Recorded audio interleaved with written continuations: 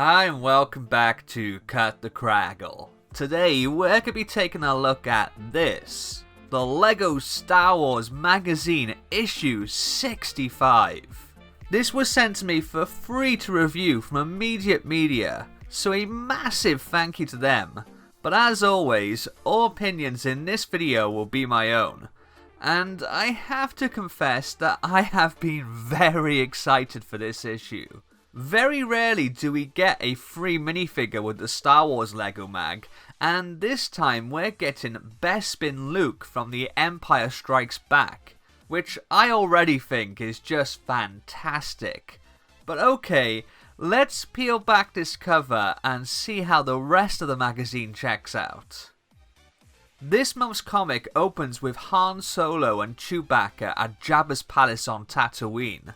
The story clearly takes place sometime prior to A New Hope, before Han lands himself in the Hutt's bad books.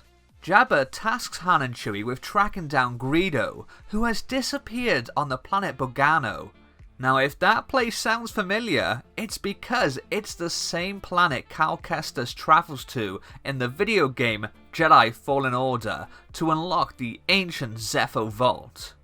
Almost as soon as they arrive, Han and Chewie stumble across a local pirate gang called the Growlers. They quickly stow away on the pirates' repurposed AT hauler. In a nearby factory, Greedo is on the run from some other Growlers, but just when the gang thinks they have him cornered, he's saved by a barrage of bowcaster fire that scares the pirates away. Han and Chewie drop down onto the platform, and they strike a deal for some of the credits Greedo stole from Jabba in exchange for rescuing him from the Growlers.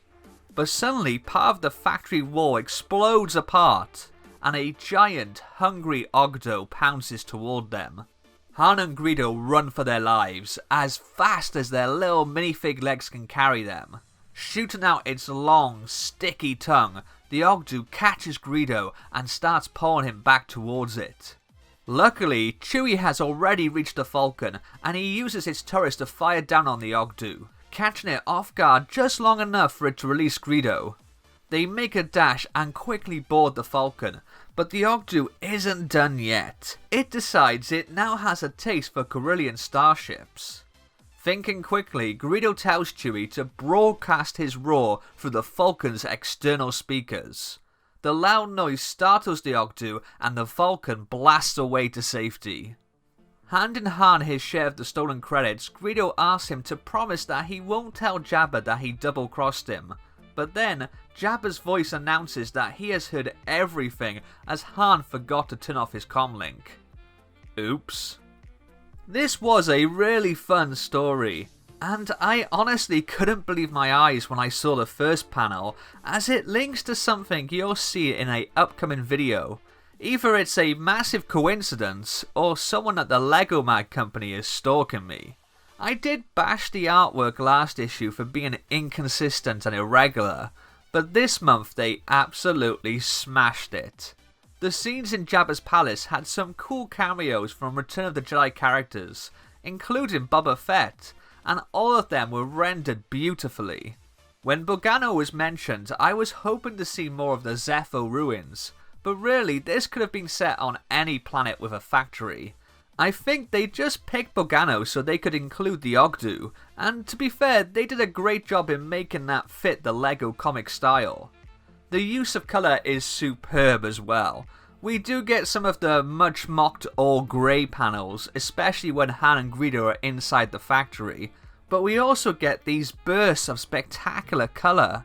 Speaking of which, I really hope we see more of these two characters.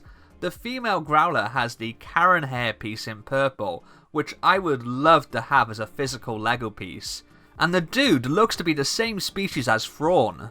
I was also so impressed with how well drawn the Falcon was in these brilliant shots of it blasting through space. This has to be one of the most stunning LEGO Star Wars comics I've seen.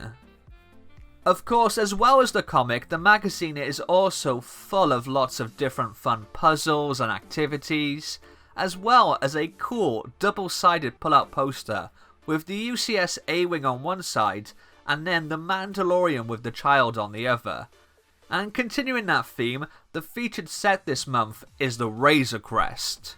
On top of that, there's even a short backup comic story with Luke trying on different outfits before his fight with Darth Vader. Right.